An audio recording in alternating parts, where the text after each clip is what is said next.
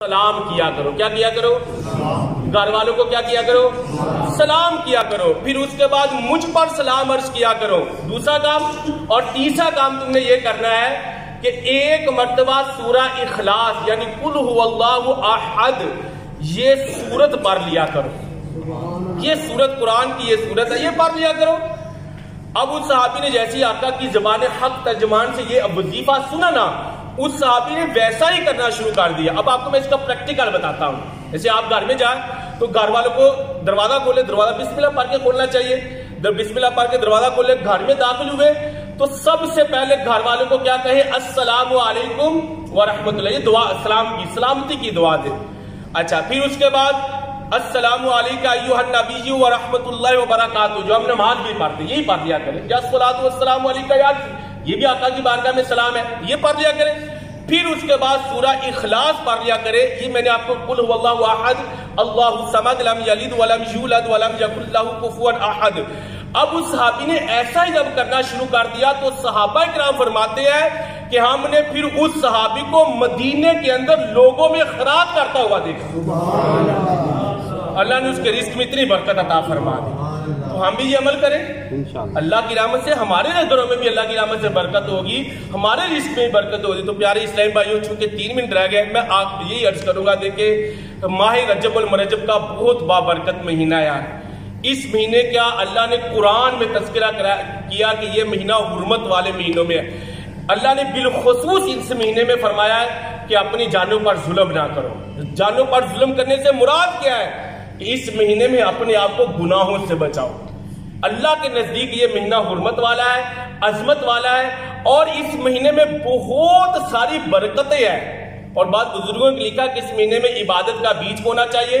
پھر شبان المعظم میں پانی دے کے یعنی آنسوں سے سیراب کر کے آبپاشی کرنی چاہیے. اور پھر رمضان میں بندہ جا کے فصل رحمت کاٹے گا، یہ بزرگوں نے لکھا. اچھا، پھر اس مہینے میں ہمارے آقا علیہ السلام کو معراج بھی ہوئی نا. ہمارے آقا علیہ السلام نے جسمانی طور پر اپنے رب کا دیدار کیا جو کسی کو بھی نہیں ہوا. جسمانی طور پر کسی کو معراج ہے.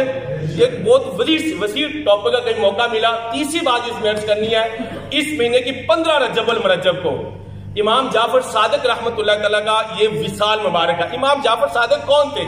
امام جعفر صادق امام زین العابدین کے بیٹے کون تھے؟ امام باقر. امام باقر کے بیٹے کون تھے؟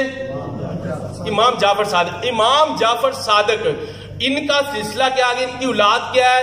یہ صدیقی بھی کہلاتے ہیں، فاطمی بھی کہلاتے ہیں، اور علوی بھی کہلاتے ہیں. والدہ کی طرف سے یہ صدیقی کہلاتے ہیں اور والد کی طرف سے یہ علوی اور فاطمی کہلاتے ہیں. امام جعفر صادق ان کا آگے سلسلہ کیا ہے، اس کو بھی ہم غور کریں، دیکھیں، پڑھیں، اور اپنی اولاد کو اس سے حوالے سے بھی آل رسول کے بارے میں بتائیں.